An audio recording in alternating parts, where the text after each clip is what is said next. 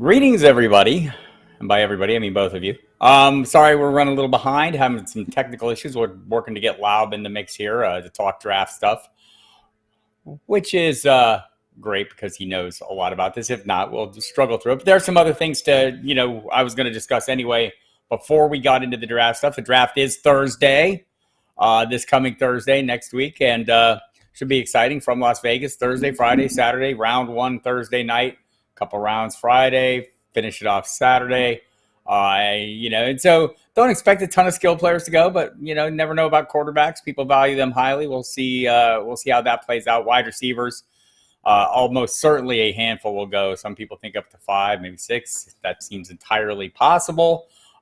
Could start coming off early. The quarterbacks, is going to depend. Does Detroit go quarterback? We'll talk about all these things today and more. We'll give it a few minutes to see if anyone else shows up because, man, we are behind. And we're working again to get Laub in. Had some technical issues on our end, so hoping we can get him dialed up. If not, I'm going to run through some of his top picks in this year's draft, some from a fantasy perspective, as well as some of his under-the-radar plays that he put up. A lot of articles going up on the site. All John Laub's the Gridiron Scholar. You should follow him on Twitter. And at Gridiron Scholar 91 is where he's at on the Twitter. And we'll see. I'm still working to get him up here, so hang tight on that. In the meantime, if you have questions, as always, the yard guys showed up at the right time. We appreciate that. Happy sigh. So let's dig in.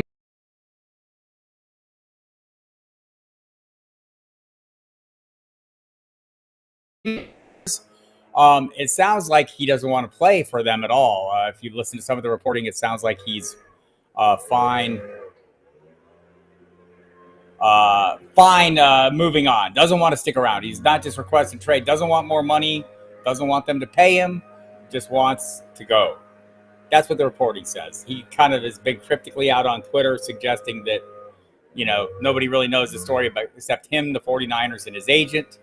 We'll see how that is. I'm not really sure. But it does sound like he's ready to move on. And some of the reasoning behind this, it's entirely possible he just doesn't like the scheme he's in. Feels like the heavy usage he's getting as a running back doesn't work in his favor in the long term, especially as you're looking at the money some of the wide receivers are getting. There had been reporting suggesting he wanted to be the highest paid non-quarterback in the NFL, which wouldn't be terribly surprising because that is a wide receiver right now. Tyreek Hill and Devontae Adams right up there as well. And we've seen the money that wide receivers getting. I mean, everyone looking at Christian Kirk's contract with the Jacksonville Jaguars realizes this is it's glory days for wide receivers. And there's a handful of them coming up for contracts and guys that, let's start with DK Metcalf. Let's start with A.J. Brown. Terry McLaurin's in that group. Deontay Johnson in that group. Okay. All these guys are, coming out of the same draft, 2019 draft. They're eligible for new contracts.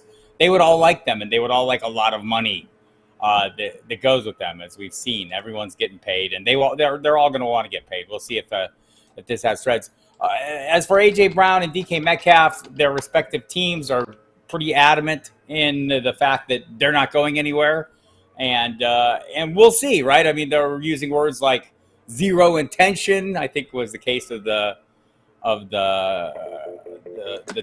Titans with A.J. Brown. And DK Metcalf seems happy. Remember, Seattle's the ones who told us that, they had no intention of trading Russell Wilson, which they didn't until they traded him, and then they intended to. So sounds like we got Laub. I'm going to bring John in, talk to him about some of these things before we dig into the draft content. Let's get him up here. Again, sorry for the delay. Technical issues sometimes will arise. Also, sorry if you hear the yard guys outside. Always a good time there. Hey, John, how's it going, man? I'm doing great. How are you, Bob? And we have some yard guys out also. I see you, right? But I do not hear you, John. Oh, let's see if Emil, can you hear me? Yes, I can. There, I hear you. Oh, hey, there, I got you, Bob. How are you? I got you. All right. There we go. Go ahead, John. I'm sorry. We're all good now. I was going to say, how are you, Bob? And we have some people outside in the yard working also. It's that time of the year, right? It is everything growing, and apparently must be repaired and replaced and blown out of the way right at this moment. So anyhow, it's been an exciting start to the program. Thanks for coming on. I know this is your time of year. I wanted to get your take, though, on a couple of things that were going on in general. The Deebo Samuel requesting a trade. Sounds like he doesn't care about getting paid, right? Sounds like, it's not a money issue in San Francisco. It's I want out of San Francisco. The three teams that have been mentioned are the obvious, some of the obvious ones. The Packers, yes, please. The Jets, the Detroit Lions. Although, Deebo is a bit of a kneecap biter, right? Maybe he'll fit right in. Your thoughts on Samuel, what his role is? How do you view him? I'm a little skeptical, John, in drafts, wondering if he can duplicate those numbers from last year just based on how how they all came together. Are you comfortable drafting him? Were you comfortable drafting him before this news came out? I was comfortable in the second round. I was not reaching for Deebo. And boy, what a great year he had. And he helped me win 2 championships because his ADP last year ended up to be such a great bargain. But I believe he had 6 rushing touchdowns, which just does not seem to be a feasible long-term career move if you are Deebo, right? I mean, the punishment that running backs take in Shanahan's system, if Deebo is, obviously he's being honest with himself and looking at his career arc, I don't think you would want to continue to take that kind of punishment running the football. What he did was incredible for the 49ers. They asked him to take on that role, and he did it with flying colors.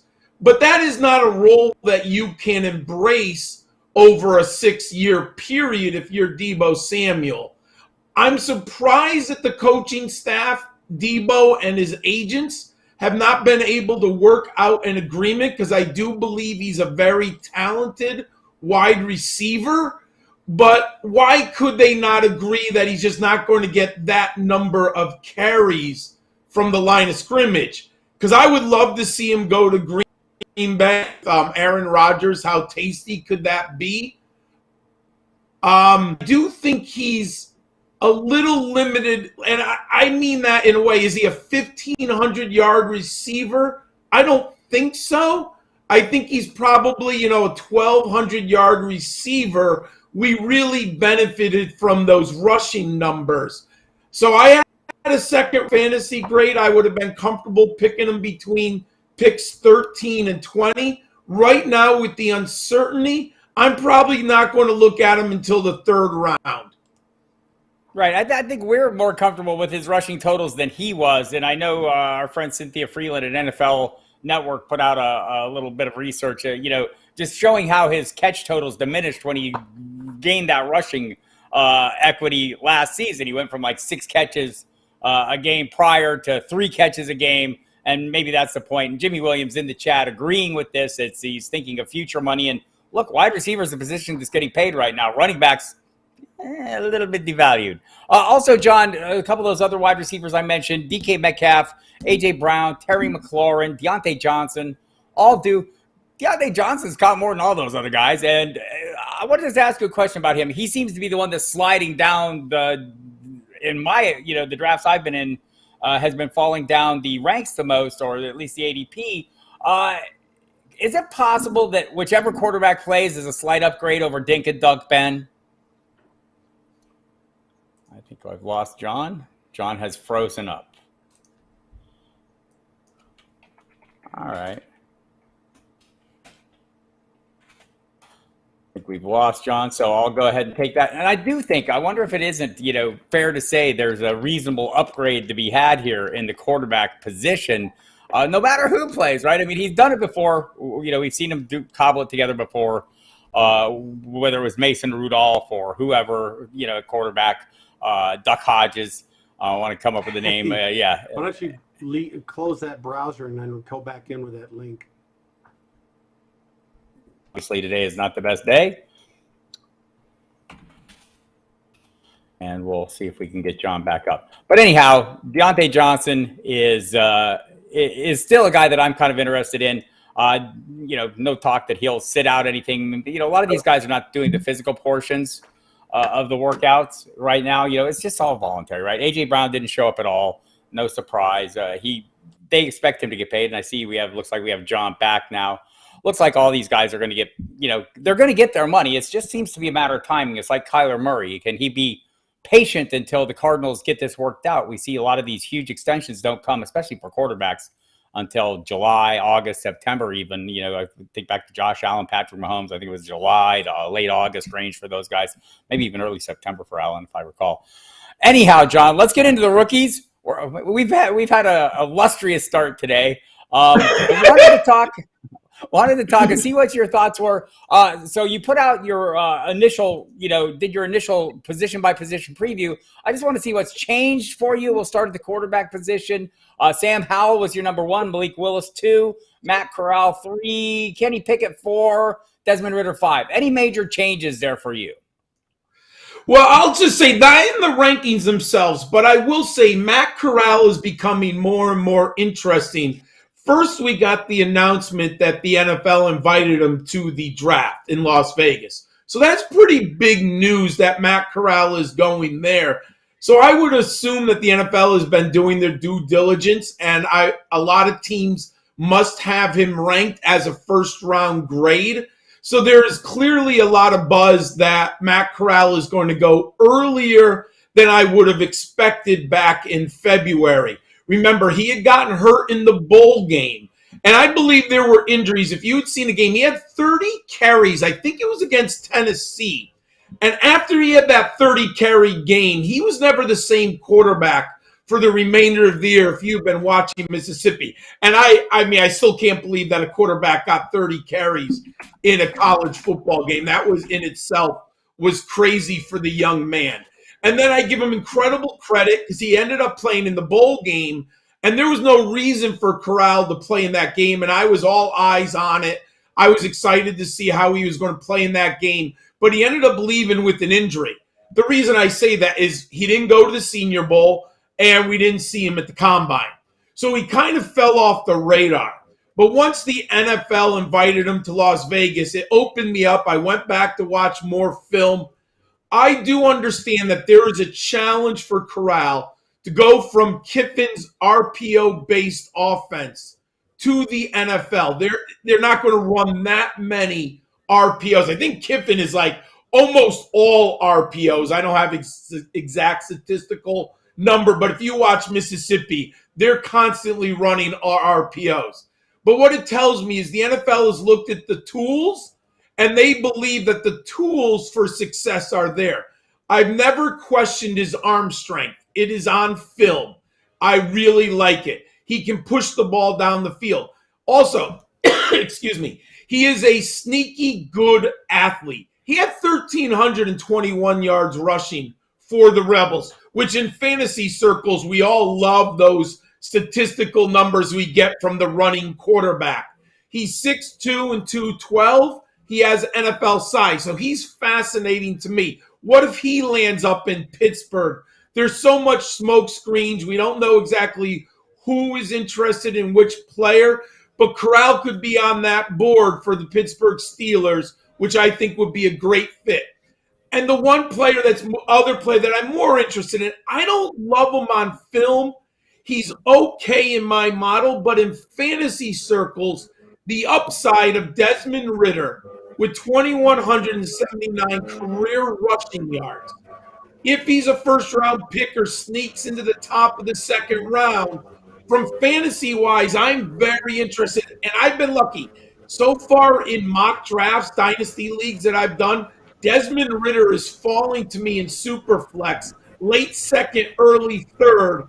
I'm grabbing him all the time. There's too much value with his upside. All right, that seems reasonable. And so just a couple thoughts. That some of these teams at the top. I mean, there's been you look at some of the mocks out there. There are people who see that are maybe being a little edgy, thinking Detroit going at 2 overall, going for Malik Willis. But I do think it's realistic at 6, right? With Carolina, is that kind of how you see it? Or are there any other teams you can see reach it a little bit in the first round, maybe to land a quarterback? I think it's Carolina. They're the most likely. I understand. If I'm the organization, I need to find a future, I believe, the quarterback position. We don't know how much longer Matt Rule is going to be there. I'd be looking at the quarterback position because right now, Sam Darnold is at the top of the depth chart. And I think we've had a lot of games to prove that Sam Darnold is probably not the answer to bring your team to a Super Bowl. Oh, let me backtrack. I don't think the Lions should take a quarterback with that second pick. There is so much value at the defensive line, the edge rusher position. And remember, I think they have picked 32 and 34. That's where the value of the quarterback, I believe, Detroit should see. Then I keep thinking about Atlanta, Bob. I know they have a lot of holes, and I understand the receivers are going to be there for the Falcons. But don't you think that maybe they could try to bring in one of these young quarterbacks behind Mariota, let them learn for a year? Because I think many of these young men in this year's draft would benefit from waiting a year on the bench, a.k.a. Patrick Mahomes. We saw it last year with Trey Lance in San Francisco. Atlanta is very intriguing for me because you could play a season with Marcus Mariota at the top of your depth chart.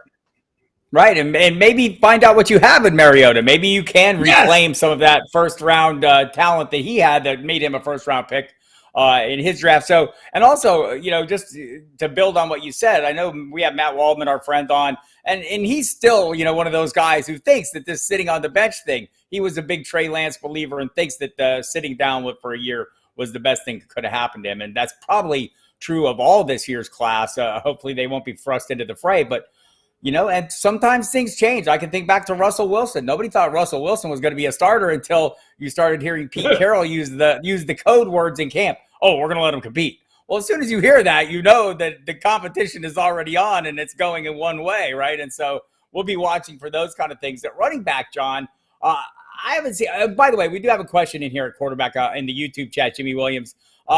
Do we think Ritter has possible Hurts-like potential as a runner? And that's kind of what I'm hearing out there, that people are really enthusiastic about the athleticism. So Hurts, I think, is a very high bar because Hurts is an incredible runner of the football. While I do believe Ritter has the upper echelon athletic talent, and we've seen it at the combine, athletically, he scored off the charts.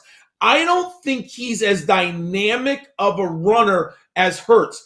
Hurts' ability to elude tacklers in the open field is incredibly elite. I think Desmond Ritter is a very good, I'll take what I get athlete. I don't know how many linebackers and safeties he can elude at the NFL level and create missed tackles. Hurts is better at that than Ritter. Also, I think Hurts has a better arm than Ritter. And I know people might be shocked, but I've watched a ton of Ritter. I watched a boatload of Hurts. Hurts has a better arm. They're about the same accuracy-wise. I do like the upside, but I'm not willing to put him in the Hurts, umbrella yet. I had a higher grade on Hurts coming out than Ritter. I think it's something, I'm not the college fanatic that John Laub is. John Laub knows more about college football and his tiny little fingernail than I know in my entire being. But here's what I know about football in general is these players, as they go to college, they come from a high school program where they were in the 1% talent-wise, right? Yes. They were such standouts. Then they go to college, and depending on where they go, that obviously reverses. Everyone's within maybe within 10% talent-wise. They get to the NFL level, everyone on the field is generally within 1 to 2% talent-wise, right? That's, and so, when you think of that progression for a guy like Ritter playing at maybe a slightly less competitive level than some of the other players or some of the quarterbacks you see that come in that aren't playing at the highest level of competition, it has to be taken into account, I think, right? Absolutely. I watched a ton of Ritter because I like the American Athletic Conference, and I watch a lot of G5 football because there's really good games at that level. But I have to be aware that the linebackers and the safeties that Ritter saw on a weekly basis is not the level in the NFL. And while, look, Cincinnati was overwhelmed in the playoff game against Alabama. Their offensive linemen just could not match up with the Alabama front seven, and they got blown off the ball. So I don't blame Ritter for having a poor game. Just up and down the lineup, the talent wasn't there at Cincinnati. However, he did have a poor game because those windows shut quicker in the passing lanes, and those linemen and the linebackers closed quicker when he took the ball and tried to run.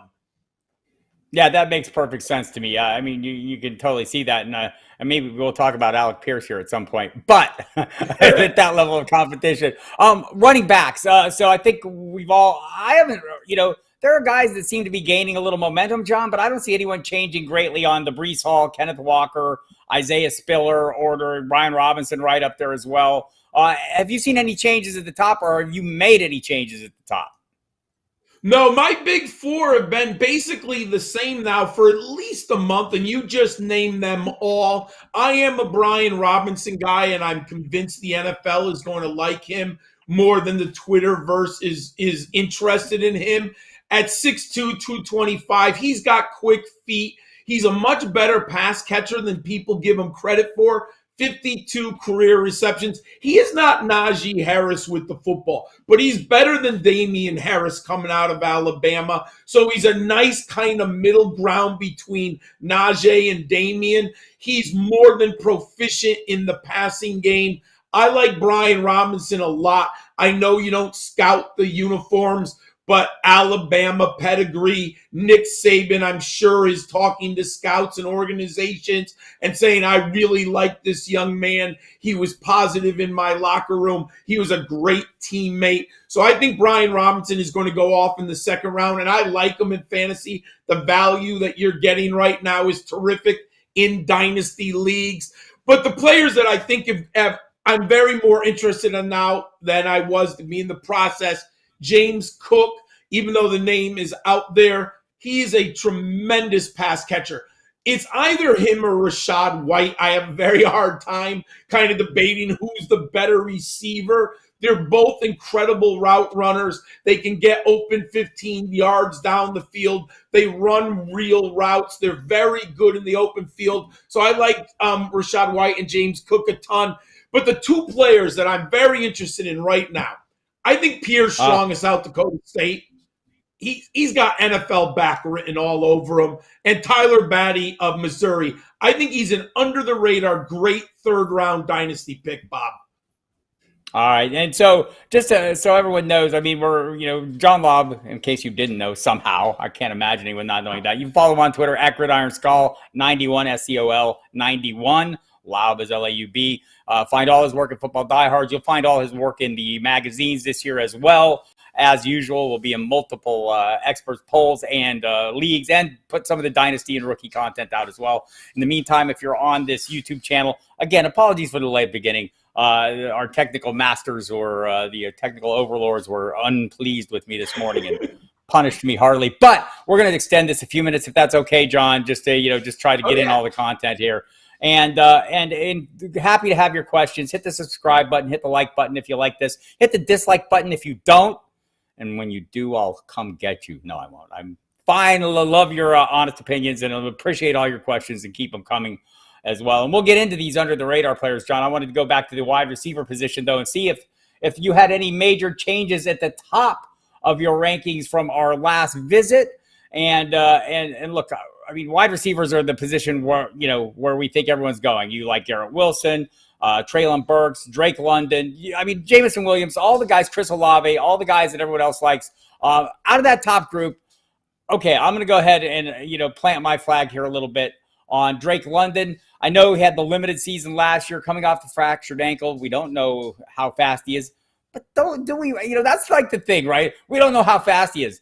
They do watch the film, John. They do see him, what he's doing against the opposition, right? They can get a pretty good gauge, and they know how big he is. They know how productive he was. What are your thoughts on him? And just kind of run me through your top two or three guys. Absolutely. I'm a big Drake London guy, and I actually have moved him up. I had him at number 4 for a while, But with a little uncertainty about Jamison Williams, and I know the ACL injuries, the medical science is so much better than it was when I started this in the 90s. So I do expect him to be back, but I don't know if he's going to get on the field right away. I think it might be wise that he takes, the first 6 weeks. What is the PUP list? I think you go on the PUP list. You're off for the first 6 weeks of the year. So I could see Jamison Williams ending up on the PUP list. And I rewatched a lot of Drake London. And if you're drafting Drake London as an organization, I feel like you have to know what you're getting. You're not looking for an elite separator 20 yards down the field.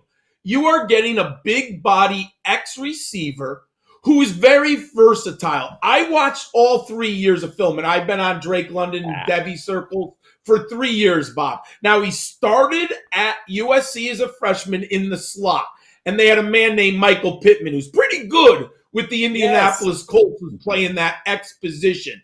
Then last year, they decided to move Amon-Ra St. Brown to the X position. Hey, he had a tremendous rookie season for the Detroit Lions. And then they moved Drake London out to the X, and he had 119 targets, and I think it was 88 receptions. The production was off the charts, my friends.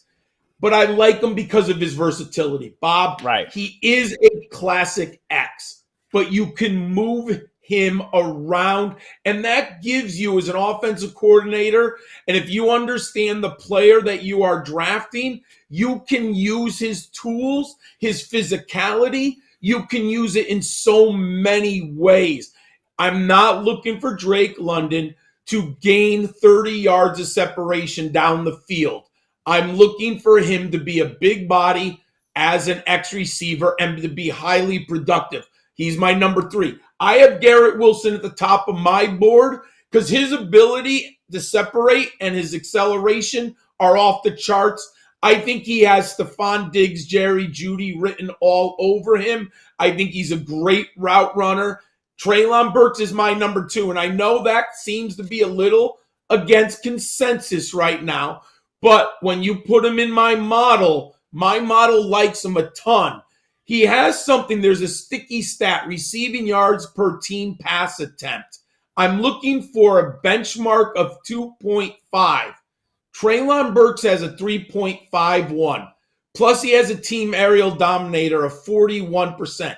Everyone in the SEC knew when they played Arkansas, they had to stop Treylon Burks, and they could not do it. And Treylon Burks' quarterback play was way below average for Arkansas. I watched a ton of SEC football. He has not played with an elite quarterback while he was at that campus. Jamison Williams is my number 4. I could make the argument he's number 2 if he was 100% fully healthy, but I put him at number 4 there because there's a slight concern. And then I have Chris Olave and Johan Dotson are my next 2. I have first-round grades on all 6 of those players, Bob. You see them all going off in the first, but you see 6 going off. I think that isn't out of line with some of the experts out there, some of the mocks you're seeing, right? Yeah, I think all 6. Now, maybe Christian Watson takes a first-round selection over a Dotson. But I do think 6 wide receivers are going to go off. If I had a bet, and I'm not a betting man, I wouldn't go 7.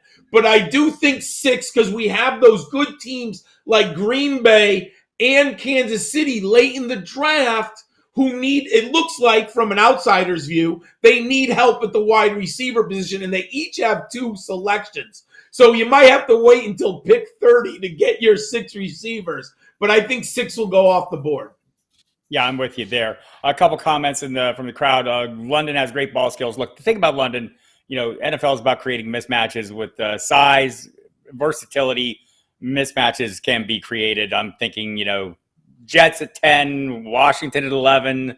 Both could have that need, and we'll see if Garrett Wilson is, Wilson in London or any of the guys you've talked about. Matthew Whitfield wants to know about Olave in particular, John. I mean, he's kind of been, gone from the darling to the less darling to, I think the opinions on him are a little bit mixed, right? Yeah, so Olave is very interesting. My teammate on the rookie big board loves Olave, Matt Hicks. He has him at the top of his board. And I think I heard Matt Waldman said he was their number one on Yeah. his board, too. So my concern about Olave, 187.60. I don't see the ceiling. I think he's an unbelievable number 2 wide receiver. If he was playing with Elijah Moore, if he's playing, with, AJ Brown, I think Chris Olave is in such a good position to be a number 2.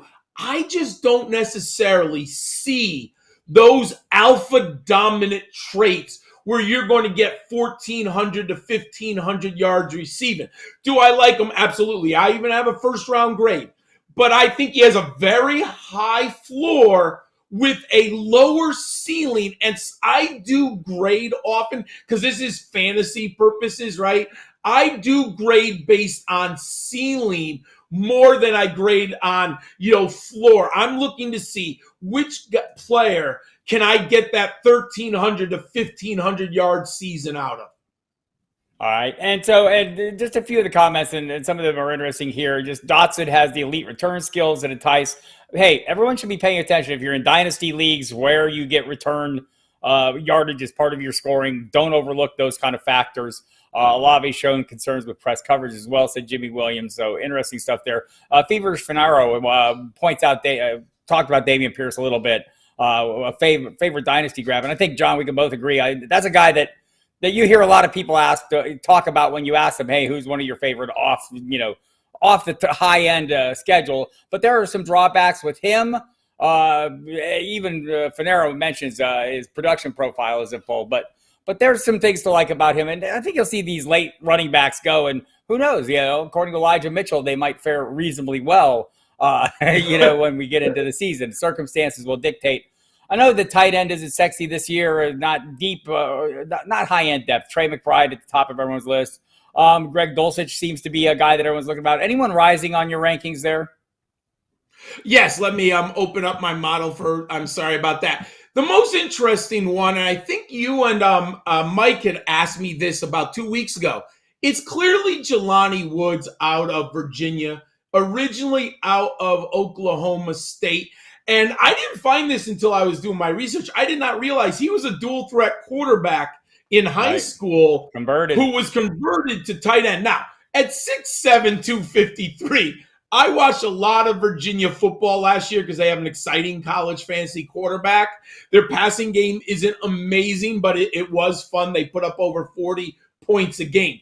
And there are some times on tape where Jelani Woods, it's just amazing. He's 30 yards down the field running away from people.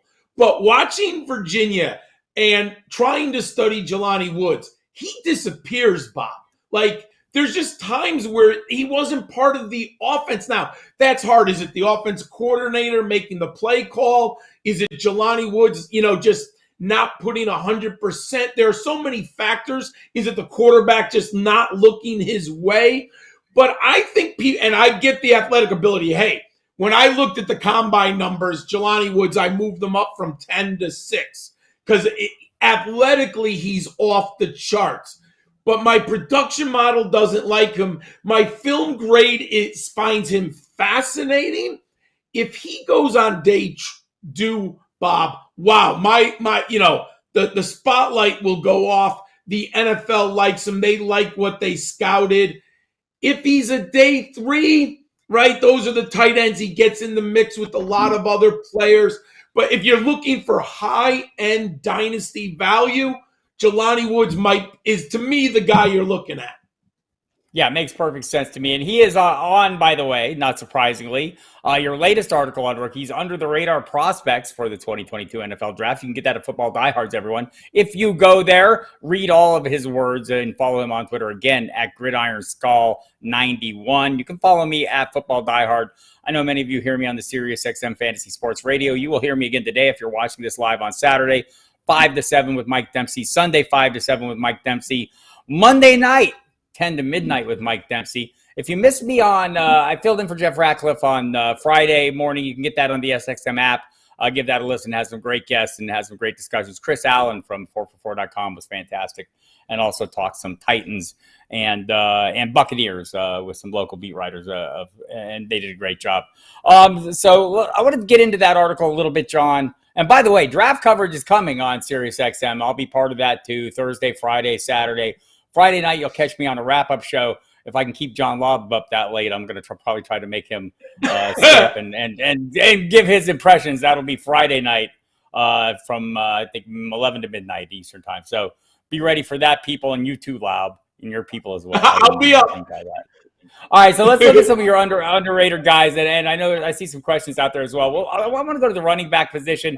Hassan Haskins is your first guy on your list. Talk a little bit about him and why he makes that underrated list. Oh, I like Hassan Haskins, and I don't see a lot of people talking about him. I mean, Mike said it, and I've read it now that the Jaguars brought him in for one of those, what is it, personal interview days or something like that. I forgot what the NFL calls it. Yeah. They have 30 players they can bring games. in. Yeah. Yeah. Haskins is a football player. Like, when you watch him at 6'1", 220, Bob, he's great between the tackles.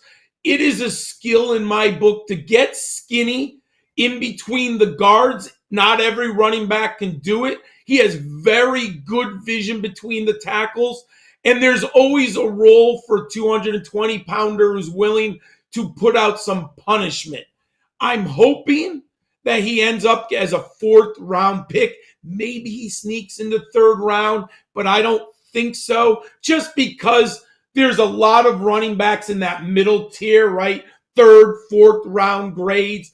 Obviously, every team's going to grade these players differently. But when you set a Michigan record for 20 touchdowns in the regular season, you score 5 against Ohio State, you just see the physicality and the size. There's a role for him in the NFL. Right. And so, it was not an accident that I mentioned Elijah Mitchell, a 6th-round pick of the San Francisco 49ers. Opportunity struck. He answered the bell and delivered, and he heads into this draft as one of my favorite. I think he's a great value this year as well. We all know what can go on in San Francisco. Any journeyman can rise up the ranks, but, you're playing your odds. And so that's why I wanted to focus on a couple of these guys. Keaontay Ingram from USC played at a high level of competition, John. I like that part of it. What else should I like? He's a better pass catcher than people give him credit for, Bob. I bet you if you ask most fantasy fans how many receptions did Ingram have, and remember he started at the University of Texas, then he transferred over to the Trojans at USC. He had 89 career receptions. I'm not saying he's an unbelievable pass catcher, but Ingram is so much better than I think people are giving him credit for. He is a home run hitter. That's why I believe he has a 4th-round grade in my book. If he gets drafted in the 4th round with a team that might have some opportunity, I believe that Keaontay Ingram is one of those players at 6'2", 221, and I'm a little biased to the big guys. I just like these big backs with power and size. They make a difference at the NFL level. He's good between the tackles, not great, but he can get outside. Maybe he's a little bit more comfortable on the outside than the inside at times, which can present a problem in the NFL. But was it scheme, coaching? What were they asking him to do? But if he can kind of get better between the guards and he's that good as a pass catcher, I like Ingram as a sneaky little dynasty asset there.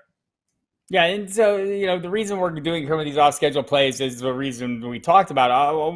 We had one question about a guy before I get to I picked a couple of the wide receivers off your list. Didn't want to do all of them, but I picked a couple that I like and I want you to talk about. But we had a question from Jimmy out in the chat. Wandale Robinson, I know he's in your 2nd tier of that group. I think you had him at 12 last I looked. Is that still the range you have him at? He's not big. What does he do? Yeah, I have him at number 12. And when I originally put him in my production model before we saw the final measurements, he was in my top, I think it was number 9. The production model, he's off the charts, Bob. What he did at Kentucky transferring from Nebraska to Kentucky and having that type of season in the SEC was unbelievable. A 45% team dominator rating for the Wildcats. But there are not many wide receivers who are 5'8", 178. And I mentioned talking about ceiling. Wendell Robinson, in my book, is a slot/inside receiver.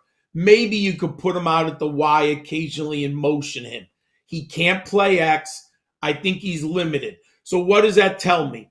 His ceiling is capped. If he got into a Julian Edelman type offense where they have the quarterback who's so comfortable peppering him in the middle of the field, maybe we could get that 1,100-yard season.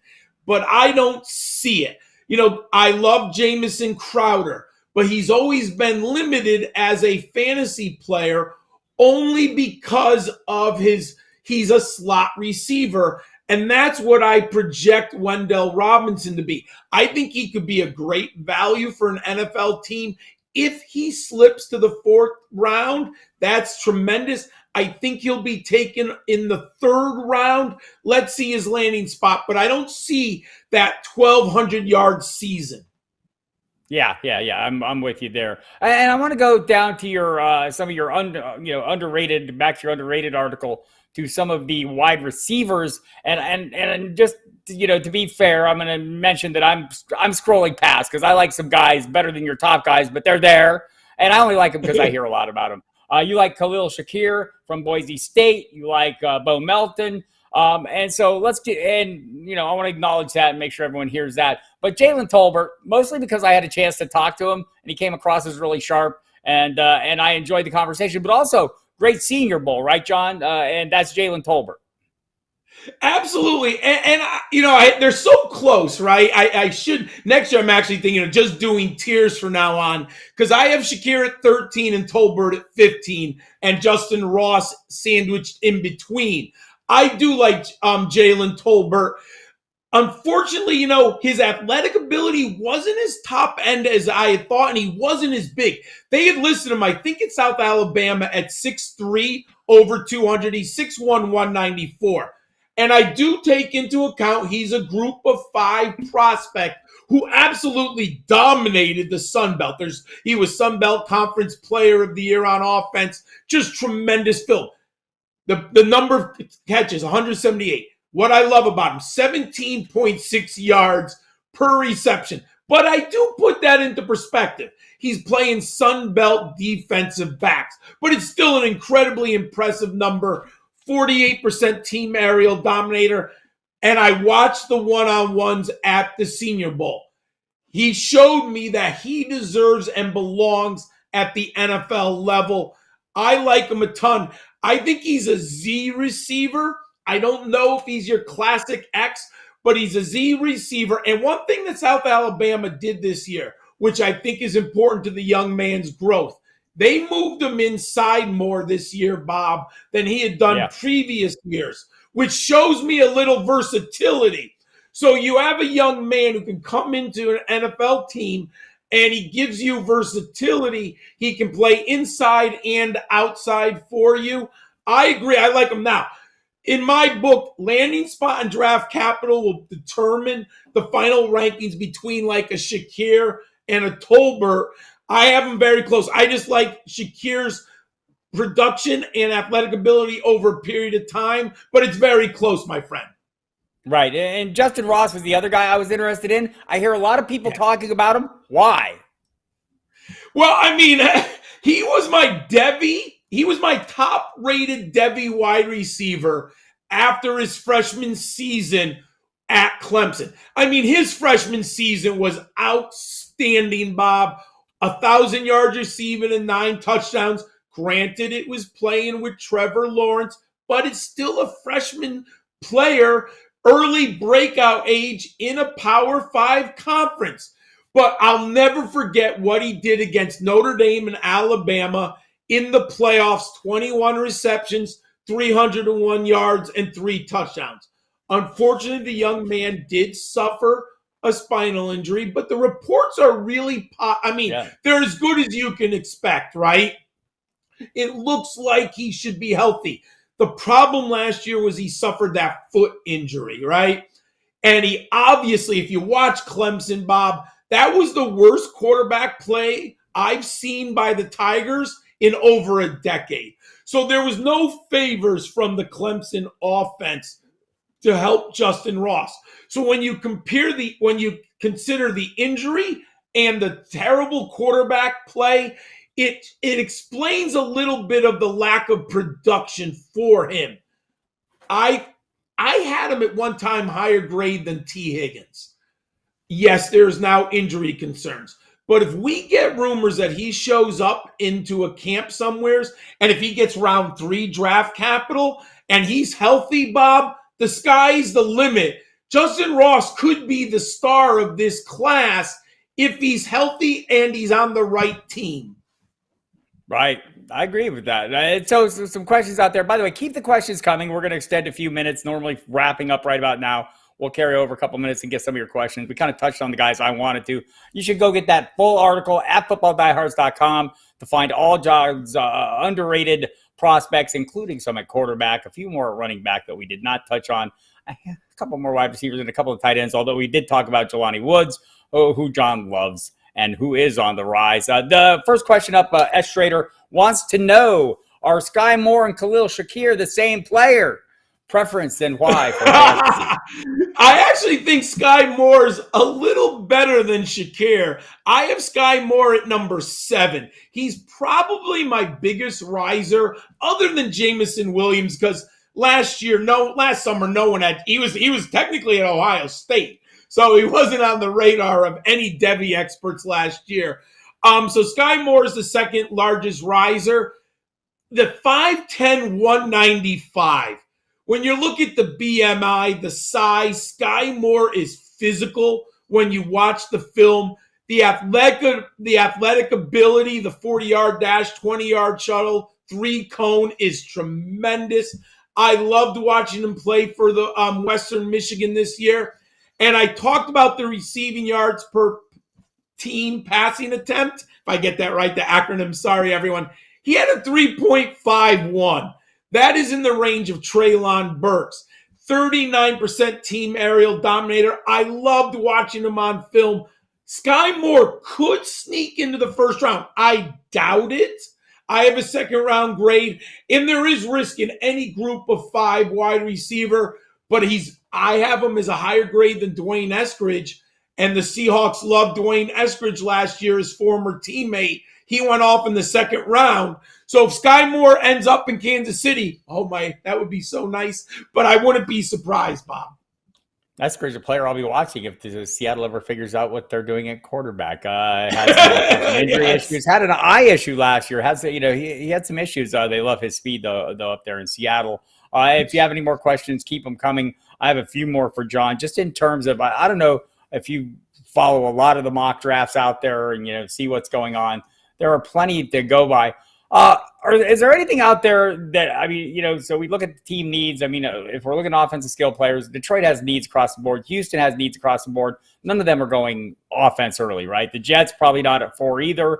Giants probably not at 5, at least skill players. Panthers, I think at 6 makes sense. Falcons at 8. There's a spot, another team with a great wide variety of needs, but this wide receiver, might that be the time when we see the receivers start coming off the board? Bob, I agree. None of those top 5 teams, they should not be dipping into the strongest group of players. The wide receiver class is deep. You're going to be able to get value in the 3rd round. And, it's funny. I was watching Bucky Brooks of NFL last night on the draft. What is it, the Path to the Draft show? And he identified for the Packers. He said the Packers should take Khalil Shakir and Jalen Tolbert in rounds 2 and 3 and bypass the receiver in the first, which I was like, yes, right? That would be a good move. So in my opinion, those top 5 teams should not go. The Falcons, it makes sense. Calvin Ridley, we know, has been suspended for last year. They lost Russell Gage. he went over to the Tampa Bay Buccaneers to join the legend Tom Brady. They need help. More importantly, you got to unlock Kyle Pitts. Bob, how do you unlock Kyle Pitts? You've got to get him a wide playmaker. receiver. Right. You've got to, but you need another, right? You need another player on that team. And you had mentioned it earlier. If you want to unlock Marcus Mariota, you need to get some weapons around him, right? So I think it makes total sense from a franchise offensive build why they would go wide receiver with pick number 8. The question is, who do they have at the top of their board? I would go Garrett Wilson if I'm the Falcons there. Right. We're winding this down. So if you have more questions, get them in now. Again, appreciate you coming in. Sorry about the technical issues at the top. These things happen. They're computers. They're funny like that. So I think we could agree the Jets and Washington both have strong needs at wide receiver. Maybe we'll see those at 10 and 11, I think, is their spots, and that seems like logical locations. Then Minnesota maybe have other needs there. Houston, again, so many needs for Houston. I can't imagine them going offense that early on. I can see, running back in the second round, and maybe they're the first team to go. Maybe Breece Hall goes there.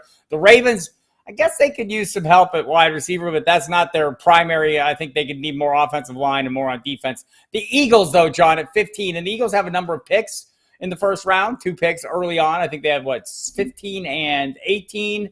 And are they one of the 3-pick teams? Maybe not. So you think one of those 2 picks, though, would likely be wide receiver, right? I do. And the Eagles, they had 3 picks, but they traded it to the Saints. Yeah, they traded one to the Saints. So they have 2. Now, I know they're going to go defense, at least with one of those. I know a lot of Eagle fans, they're hoping for a linebacker, but I don't think the Eagles have drafted a linebacker in the first round, something like 20 years. So then they're hoping for defensive back. The question is, what are they going to do with the other one? I mean, last year they got Devonta Smith is everything the Eagles thought. He's going to be a great pro. I like him. Are there going to be receivers on the board? Absolutely. I think this is a spot where Philadelphia, they should acquire another wide receiver. Even though they have not been successful, you can't let your previous mistakes influence your grading and your roster needs today. They still need another wide receiver if they want to get Jalen Hurts off. I love Dallas Goedert. I liked Devonta Smith a ton. They could use another wide receiver. So I expect the Eagles to draft one there. Right, and the New Orleans Saints are also a candidate as well, sandwiched between those Philadelphia picks. They seem likely to have talked to Mike Triplett from ESPN a number of times the last couple of weeks, and that's his expectation. The Steelers, they have other needs. Patriots, they'll be looking for wide receiver. The Packers will be looking at wide receivers, although I like John's scenario. Also, I would like to see a blockbuster trade, Green Bay. I would like to see something announced as they're coming up to the podium that will get us all very excited. Would love that as well. So beyond that, the Cowboys, the Bills could have a need at running back as well, but you hear wide receiver in their mind. Titans have need of wide receiver and running back as well. Tampa Bay, I talked to Scott Reynolds of Pewter Report. He wouldn't rule out wide receiver, although they have other needs, especially on the offensive line. And a tight end, Cameron Brate getting old as well. Kansas City Chiefs, guess what? They need wide receivers. They have 2 picks in a row, 29 and 30. Bank on one of them going to a wide receiver. Bengals, not so much at wide receiver. No. Maybe a little bit at the tight end, but that'll come later in the Lions finish out the round. So we're looking for all kinds of surprises as we always get in the first round of drafts. I think the critical aspect will be, how many quarterbacks come off and where does that push some of the other players down a little bit? And I think that's what we see the most, John. I mean, just people value quarterbacks so highly in this league, even if they're developmental, maybe they'll go down to the second round or later, but it's not surprising when teams reach. And I think Carolina will be the first one at 6, although, the Detroit scuttlebutt, I'm not buying that one. I mean, I suppose it's possible, but David Tepper is an impatient man, and Matt Rule is on the hot seat, and Ben McAdoo isn't sure if Sam Darnold is the starter or not. So none of those big wishes for Green Bay. Said the Jimmy Williams, the Bears fan. By the way, Chicago Bears needing wide receivers as well. There's a lot of need out there for wide receivers. Going to be a lot of opportunities. We'll go ahead and wrap this up, John. Just want to thank you again for coming in. Sorry about the technical glitches at the start, everybody. If you like what you saw here, hit the like button on your YouTube right below John Laub right now. Hit the subscribe button even further down below John Laub. We do this kind of thing every week. We'll touch base next Saturday. I will, at least as the draft is progressing. Get in a quick hour, take your questions. We'll talk about some of the players who have been picked in advance. That were picked in advance of Saturday, the Thursday and Friday picks, and see where all these wide receivers went. Also, I insist, everybody, if you're here, go to footballdiehards.com and read John Laub's work and dig in depth. Got all his dominator numbers, everything there that you need to figure out what's going on in advance of these players getting drafted. And then once you get a helmet on them, man, that's green flag time, people. The race starts. We know we can start dialing in and getting us some of our opinions. And you'll hear that from John Laub here in this very spot in coming weeks as we get ready. And you'll see him in all our magazines and, of course, on the website. And you'll hear him on the Football Diehards more than he wants to come on because I will strong-arm him into it. If you listen to SiriusXM, me and Mike Dempsey every Saturday, 5 to 7, every Sunday, 5 to 7, every Monday, 10 to midnight. You'll also catch me on Fantasy Dirt at least once a week, sometimes more, with Michael Fabiano. That's from 8 to 10 Eastern. And you'll catch me at various places, including the network's draft coverage, which will start Thursday night. When the draft starts, will be a rotation. Ratcliffe, myself, Dempsey, Evans, Fabiano, Hansen, Mans. The whole crew will be there and having a good time. So want to make sure you're there for that and don't miss out. And tune in tonight. I think we're doing the NFC South tonight on our divisional previews at Football Diehards on SiriusXM Fantasy Sports Radio, footballdiehards.com, the website. John Laub on Twitter, at GridironSkull91. Follow him if you don't already. I'm at Football Diehard. We'll talk to you next week. Thanks, everyone.